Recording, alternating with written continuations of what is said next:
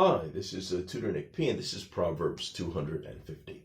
The proverb today is persuasion is better than force. Okay, let's take a look at the note here. If someone wants a screenshot, okay, let's get right to it. If someone says the proverb, persuasion is better than force, he or she means that one is more likely to be successful if he or she can convince someone that it is a good idea to do something rather than just trying to pressure or force them to do it. Okay, let's continue. The origin of this proverb is believed to come from an old Aesop fable, The North Wind and the Sun. In the fable, there is a competition to see who is stronger. The challenge was to remove a cloak, that's like an old cover, kind of like a coat that they tied up near here. A cloak from a passing traveler. Yeah, I remember when I was younger, I remember reading this one time when they were teaching us. The north wind started to blow very, very hard. So the north wind figured, well, I could just blow so hard I could blow the coat off, and he was blowing really hard. This, however, made the traveler grip the cloak even tighter. So he was holding it even that much tighter because he was freezing. He didn't want his coat to blow off, definitely. Even tighter to keep warm.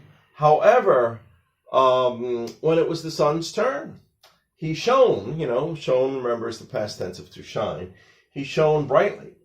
And the traveler was convinced to take off his cloak due to the heat. The moral of the story was basically, persuasion works better than force. Because, hey, it's hot, I'll take it off. So in a way, the sun persuaded him to take it off, where the wind tried to force him to take it off. All right, let's continue.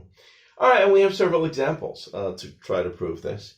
If you can learn to stimulate them to want to learn, so like if you're a teacher and you can learn to stimulate your students to want to learn on their own, it is much better than punishing them. Don't you know, persuasion is better than force? Yeah, that's the hard part, but it's true. If you can do that, that's much better. Let's continue. It has often been proven that a government will take in more money. They'll take in more money in their coffers or in the government, in more money to its treasury by cutting taxes rather than raising them. A lot of people don't really realize this. If people can keep more of their hard-earned money, they will spend more money, which encourages others to do the same. Well, this is because they're spending more money that they have, then it's actually creating more sales. And then those people are making more money, and they spend more money, and so on and so on. Okay? Because now they have earned more. This is referred to as the velocity of money. Money just keeps moving around. So even though a government may be making less money on each sale or, on everybody's earning, they're making a smaller percentage, but they make it up in volume because people generally earn more. So if they earn more because there's more sales, there's more people buying things over and over again, it actually takes in more money. So sometimes people are like, well, why don't they do this all the time?